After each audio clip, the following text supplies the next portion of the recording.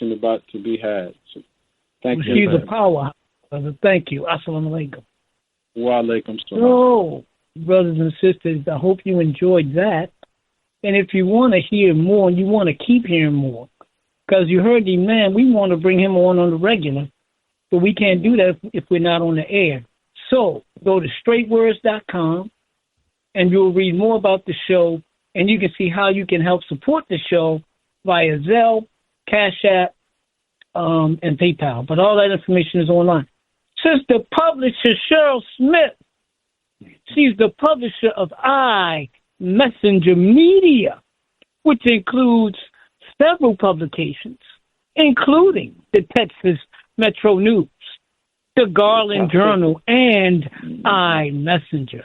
She also hosts a radio talk show, Cheryl's World, on Blog Talk Radio, and she is an industry leader in the real black press.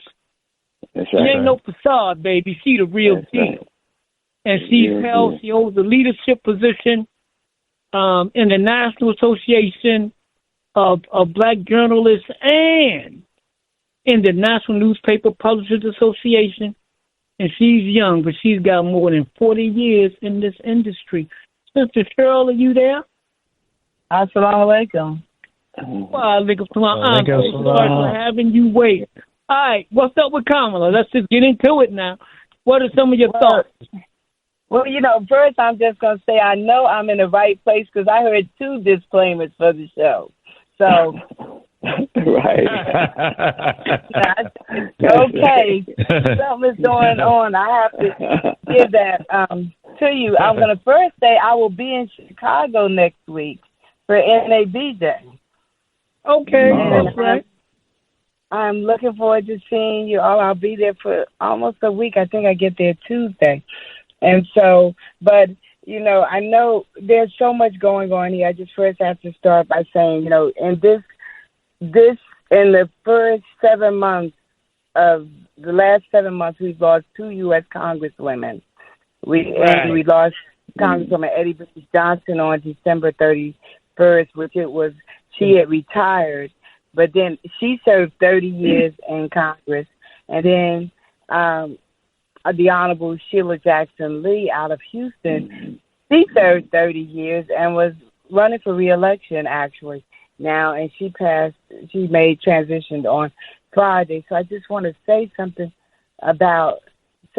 mention their names, because you can't say enough about the black woman. And it's really interesting because I'm hearing all over the place, people are quoting Malcolm. And I just think, it's a matter of convenience when you say, Malcolm said this. Now, I'm all over the place, I know, and I just have to tell you because people are on Twitter, and I just wrote my column in a message to Elon Musk. I'm like, I'm not giving you the X. I'm not giving you the X. When I was realizing what the X was signified, I was young, walking the streets of Newark and East Orange, New Jersey, and first heard about what the X meant to us as black people.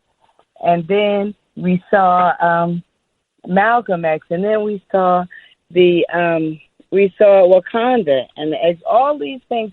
And then this boy come out here taking the X. Yeah. And I'm just not giving it to him. It's just going to have to stay Twitter for me. But that's another subject for another time. I just have to say that because people try to take what's ours, and sometimes we let them. I can't get with that. But I'm looking at the black woman, and I'm looking at all the shenanigans that have been going on with the Democratic Party. And I just have to say that all this talk going on, we knew it was targeting the vice president. They were saying things about her, and the bad thing about it is that people who look like us buy into it.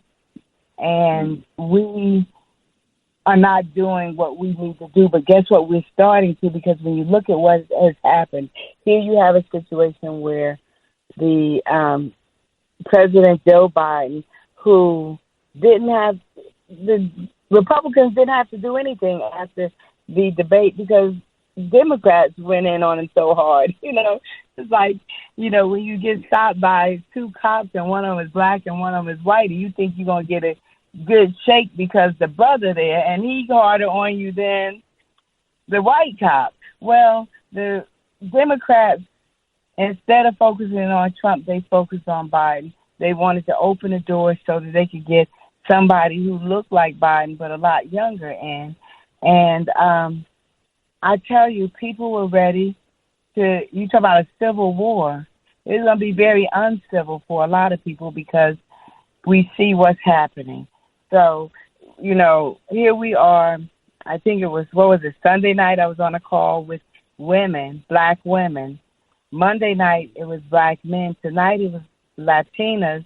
And I noticed that Asian American women and white women have come out saying that they support the vice president. So, I hope that we have conversations about policy and understanding just what's going on. And are we going to hear from some people we need to hear from who say we have to get the vote out? Because this is not just about the vice president, about the presidency, because the Supreme Court is crazy. Mm-hmm. We have these senators and Congress people who are crazy. And so what do we do about it? How do we protect our young people? How do we keep, those coming generations to come from asking us, were we crazy when we let things happen? Other countries, I've traveled. I don't know if you, Brother BJ, if you been traveling internationally, but people think we're crazy because number one, they couldn't believe that the first time that Trump was voted in. Mm-hmm. And now we're looking at it again, and it's like, who holds the feet to the fire? People are saying that, that President Biden has issues, and they were hoping, he had said he only wanted to do one term, and so they were hoping for another white, younger male to rise to the occasion. And none didn't. And then they weren't going to say anything, too early because you had a lot of people who were up for re-election during the midterm elections. And so they weren't going to attack the vice president like they started doing afterwards. And because now, they're back in for 2 years, 4 years, or whatever. So they're not going. They can rest. And so, what are we going to do? That's why I want to know what all of us are going to do, because this election is an indictment of us all. Mm. Now, I don't know what you all have been hearing, but we talk about. We're just having discussions about her that I just really think are counterproductive and are not going to move us forward. She's there now. Mm-hmm. She is the best candidate right there. And the thing about it is, I'll tell y'all, this television station called me for a reference. And what you get here is what I got. It's all I got. So they called, they wanted a reference for a young sister. And they said, well, she's kind of green. She's really not qualified. Do you think we should send her to a smaller market and let her get more experience? Do you think we really need to hire this really unqualified young lady? And I said, you hire unqualified white folks all the time. Oh, and that's exactly what I said to them. They weren't going to use me to take her sister down. I just said, did I know she needed some help and everything? Well, a lot of people need help. Give her the help that you give other folks.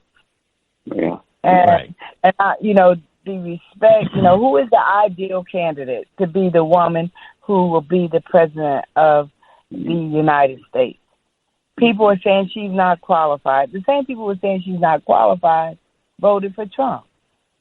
Yeah, who did? That's right. So I'm really confused. I'm really confused. And I was hoping to hear you all and to hear from some of your listeners that they could give me some clarity and understand what we need to do, because this is bigger than just the presidency, because there are a lot of layers in that bureaucracy. But we have to be concerned about the Supreme Court. You know, we have to be concerned about even the Trump is on the ballot should be a concern, but we're so busy with this domestic violence thing I call, because we rather attack home than go out there. If we so bad, we need to go out there and attack them. Trump, don't attack home. So I was hoping our brothers can help me out. No, Cheryl, what I was curious about is, I mean, are you anticipating, let's say, for lack of another term, like a knockdown, drag out at the convention, or because it seems like she is gaining some some support, maybe not from all the big ones, but and if let's say she does come out victorious, what do you think she needs in a vice president that's going to help to boost the ticket? What kind of skill sets or would she need to draw from her running mate that might help wherever she may lack in some of the skill sets that you kind of alluded to?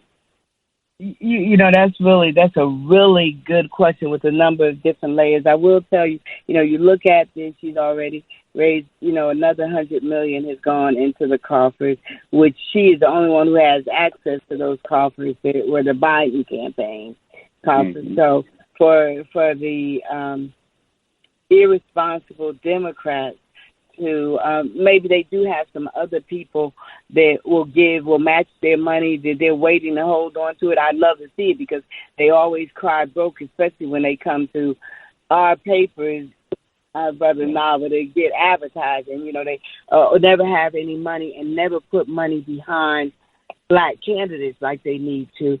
But it's going to be an ugly time regardless of what happens, because before Biden stepped down, I had said, okay, we're going to have a bad time, because if Trump loses, the crazies are going to be out there, and we got to be really careful and mindful.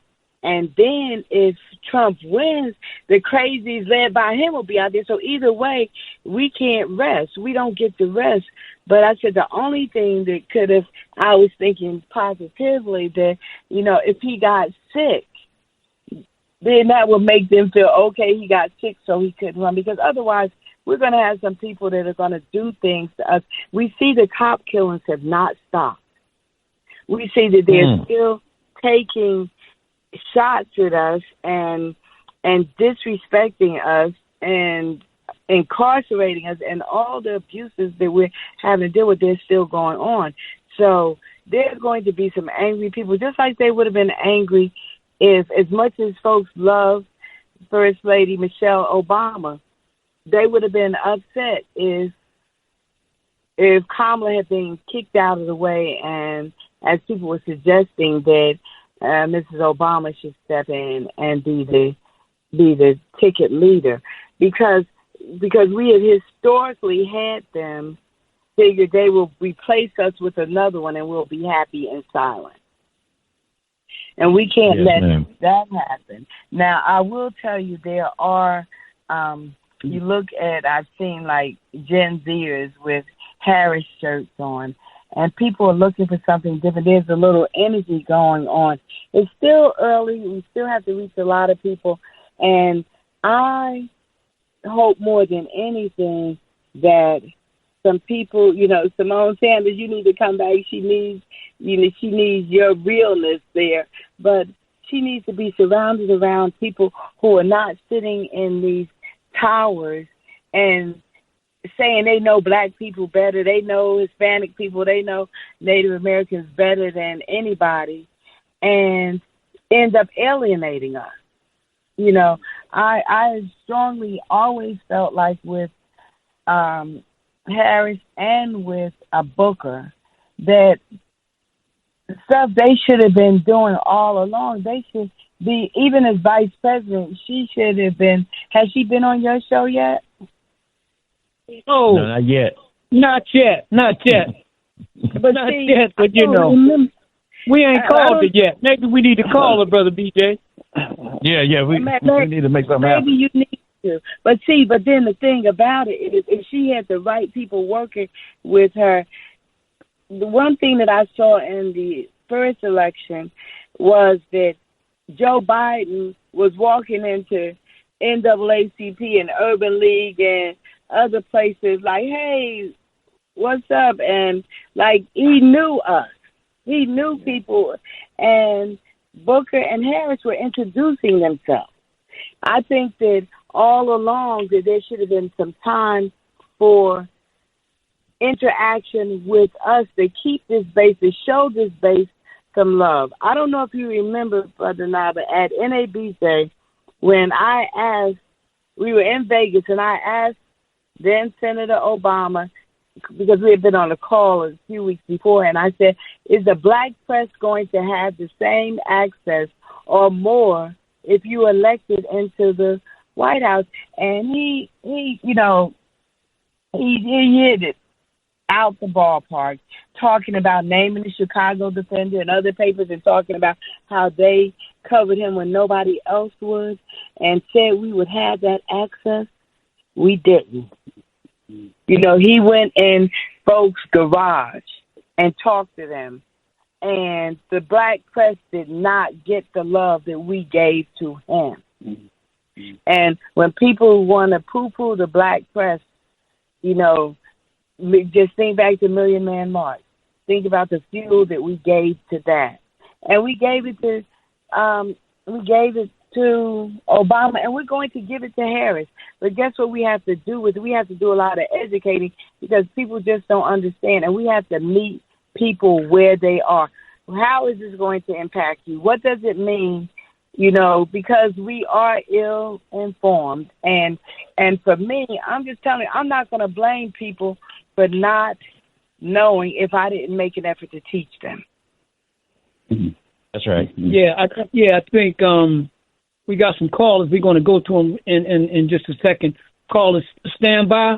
When you come on, you're going to have to drop your point and keep moving, because we got a bunch of folks lined up, right?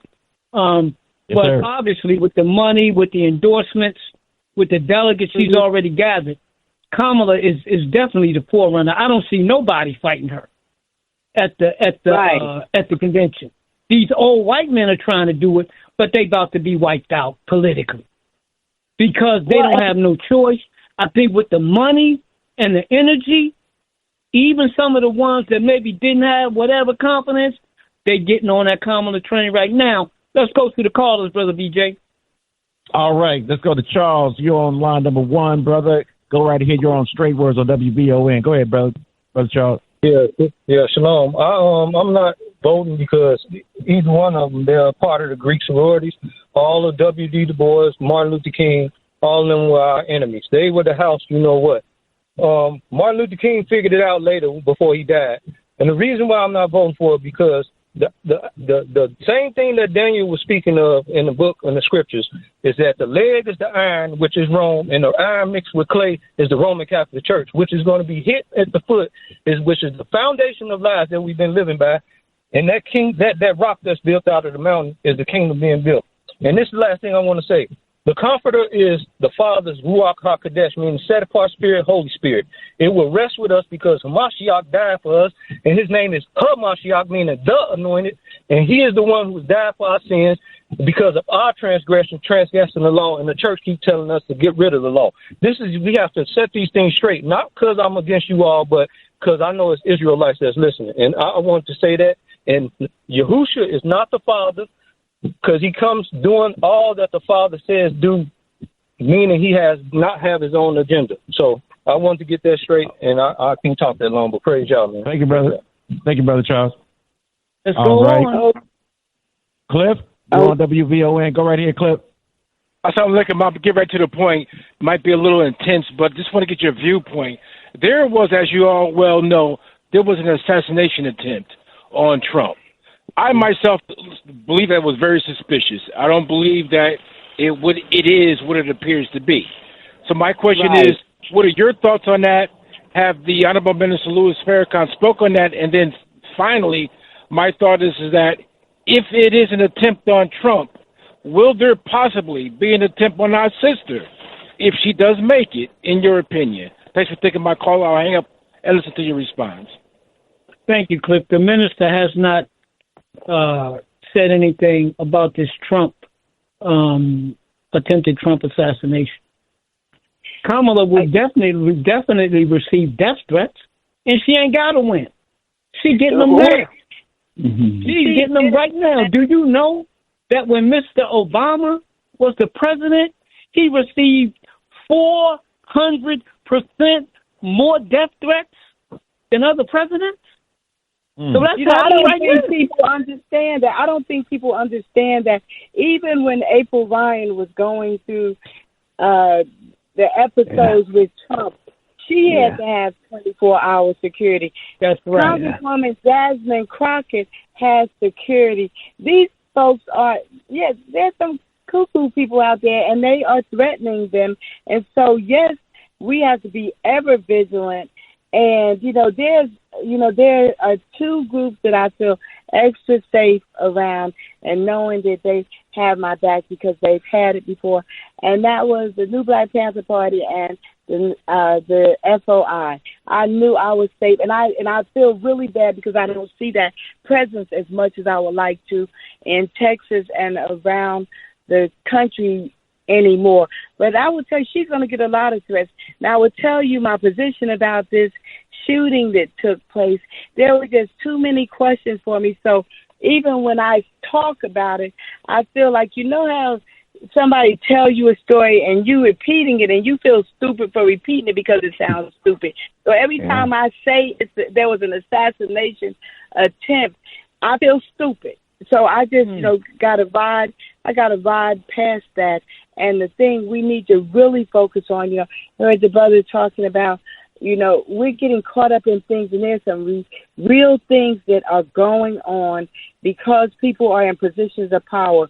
And when you have people who are being put on federal benches and the Supreme Court who will control your life, control your children's life, you have to be concerned because they're going to look at our brothers and our young sisters, and they are going to take care of them in a way we don't want them to take care of. So sometimes we say we're not voting for her. It's about voting for the issues. And I will quote, Malcolm did say that when you focus on the individuals and not the issues, your community suffers because the issues don't get addressed. We need to address the issues of the mass incarceration, of people getting off, who is selected, and who your children will be going in front of, people who don't think you're worthy or think you are less. We have to be really concerned about them and what we are getting from folks. And we have to understand, yes, she is going to be under scrutiny. She's going to be attacked, and she needs security. And we all need to be on point for that.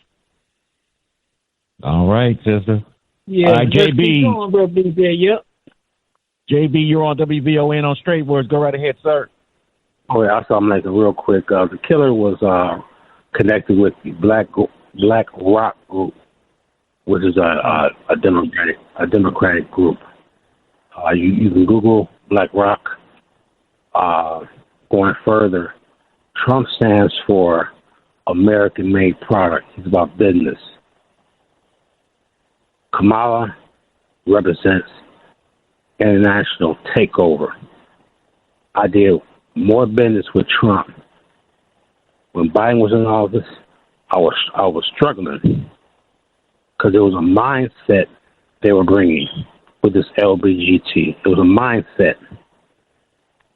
Okay, so let's hear the debates, but we have to get them talking about our issues of police shootings, of man, I'm gonna say this, I'm gonna stop talking. I'm 6 years. Racism to me is a mental illness. Okay. Yes, sir. I went to white school. All right, brother. But yes, like I said, let's hear it out. But let's put our agenda and get them talking about what we want, so they can speak up on it. It's about business. All right. That's right, brother JB. Thank you, brother JB. We got brother Barney. You're on WVON on Straight Words. Go right ahead, sir. Assalamu alaikum. Wa alaikum salam. How's the family? Fine, sir. Well, sir. Great, sir. Thank you. Praise is due to Allah. I'm going to try to be brief and concise. I'm going to make one statement here, then I'm going to give you some other points. Trump will be the last president. Statement I made. That statement was made by the Honorable Brother Minister Louis Farrakhan. I never understood it back then when he said it because Trump lost. But he understand Trump will be the last president. Here we are again. And my sister said it so well that Obama really wanted to give the black press what they needed, but he doesn't have the power. He's not in control. They're selling Miss Harris like they sold COVID. She's a gene therapy. She's going to disrupt everything. She can't talk about Trump's sexual condition or they'll bring up Willie Brown. She can't talk about prosecutorial conditions because they'll bring up a brother named Jamal Truelove who got $13.1 million not because she directly prosecuted, but she was the district attorney in the office where the officers framed this man, and he went to jail for 6 years, and they gave that man $13.1 million. So she has a record that they're going to drag through the mud. Better than to call Kamala, you might as well call Tyrone. Trump will be the last president, and you can take that to the bank.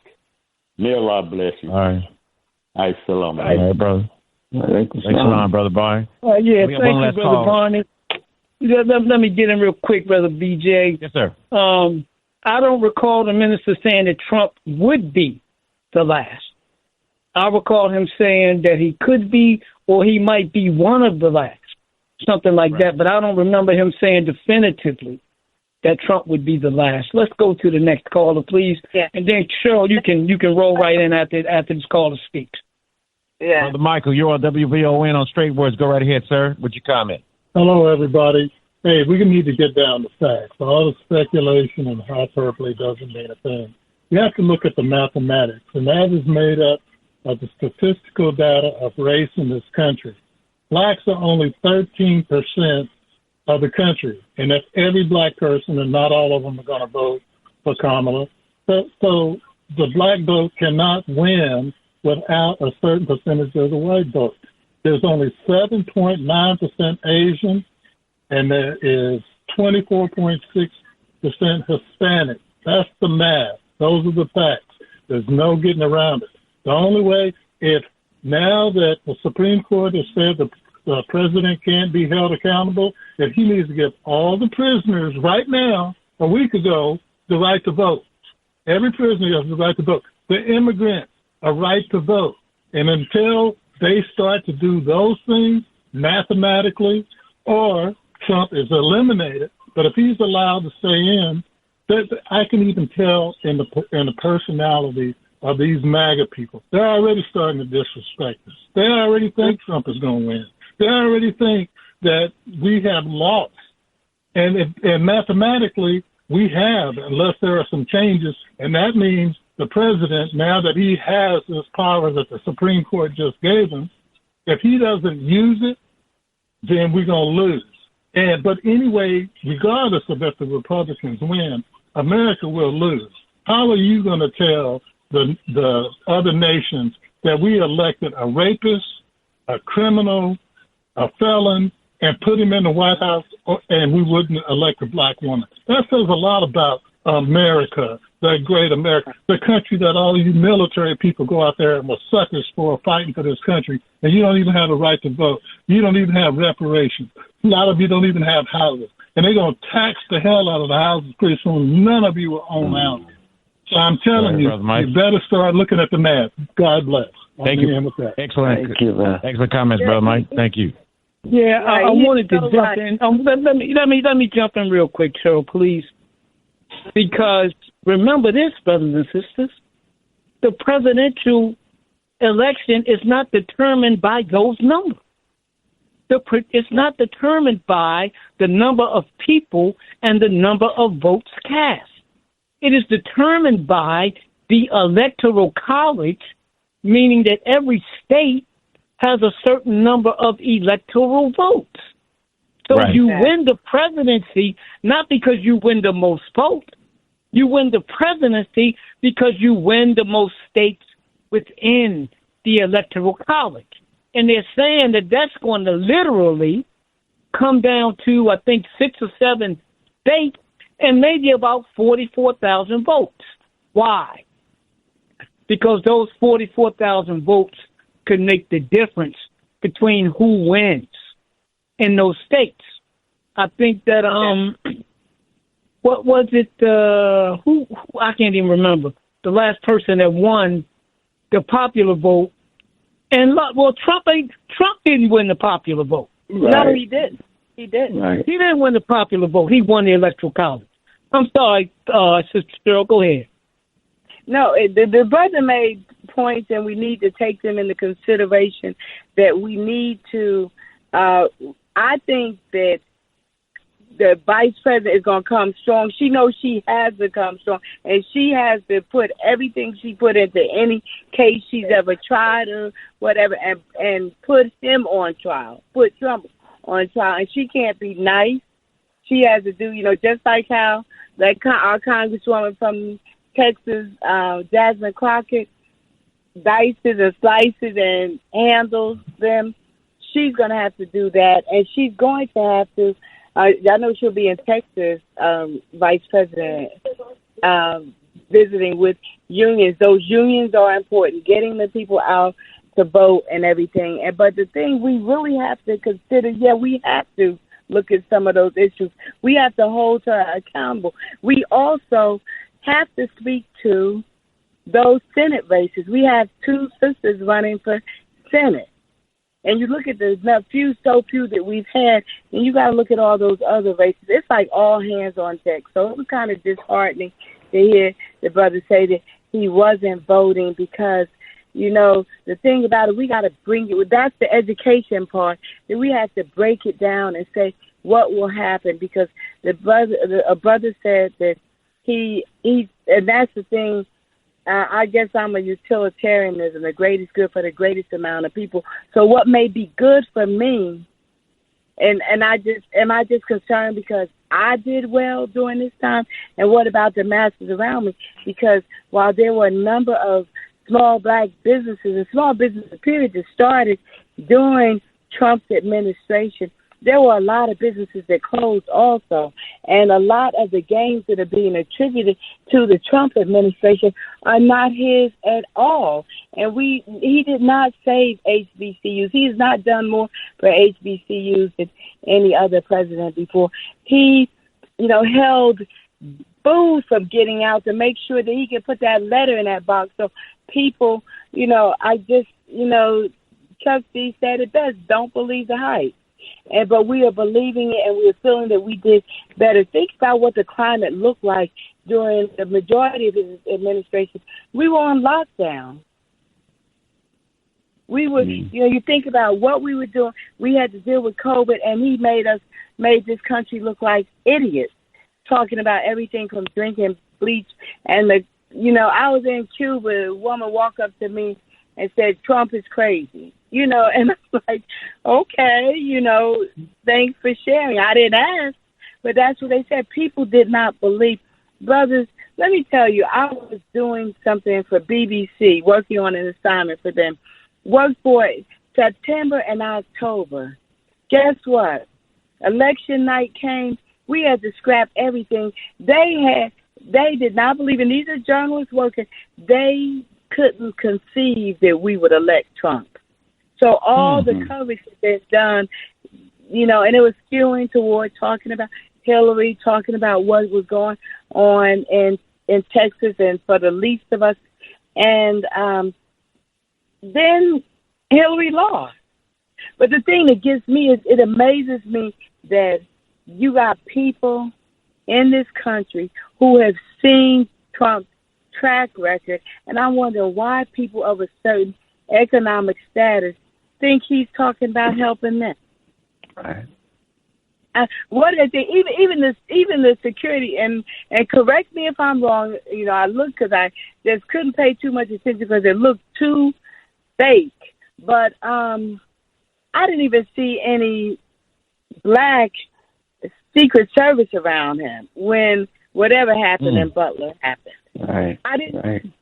They were there, and he is shown by his actions, and that's why. Show me. You don't have to tell me. Show me. When he had his show with the Apprentice, and when a black person is set to win, he wants them to share, to be co-winners. And you look at his administration. You look at the number of people who got internships, and look at the White House. Look at the Trump administration versus the Biden administration versus even the Obama administration. How many of us, it's kind of like the people who tell me, I say, why are you going to this school? Because it really ticks me off when you have people, black people, who would name 10 schools as possible schools for them to go to or for their children to go to, and none of them are HBCUs. And I said, well, why did you choose this school? And they said, because it's a good school. I said, good for who? Now, who's going to benefit from that? And are you looking at the number of students who graduate or get internships or get fellowships? Right. Are you looking at all of these? So what makes it good? It may be darn good and some good may be being done for other people, but I'm looking at the number of black people who don't have internships, who don't have jobs when they graduate, who are ill prepared because they went to a good school. And so I'm just saying, you look at what is happening. You look at the people who are in positions of influence, who have jobs in the White House, and you look at what people have done. Look, if you look at the Republican convention, and I mean, you go, there's one, and there's one. And I know some Republicans who are pretty sharp, but for me, I have a problem with the Republican Party. I have a problem with the Democratic Party. I think the Democratic Party don't come strong enough. They weak. And I feel they're anti-black men because I've seen how they have not put the money behind the resources to elect black people until very late, if they do it then or at all. I think they want to be right instead of, there is no way. Trump has done some of everything, talked about his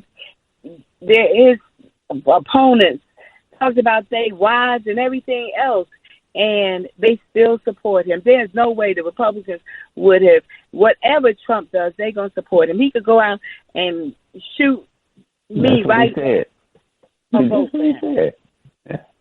then he's saying the truth. And Democrats, they're going to be hangers, do this to her, whatever. They're going to say something entirely different. I'm just saying we have to develop a certain mindset that it's not just about you. And you got to look at, that's why we have so much trouble, because we only get involved. It's like the hit dog holler syndrome. If you ain't hit, you don't holler. And I'm telling you, this is the time for everybody to holler, because it is going to affect our children, and you're going to see more and more people prosecuting. And something as simple as electing we have a sheriff in Tarrant County that's just letting people get killed, and he has the arrogance, that what he is doing, and he's talking about he's taking off to come to commissioner's court. That's your darn job, to come there and to address the court and the people.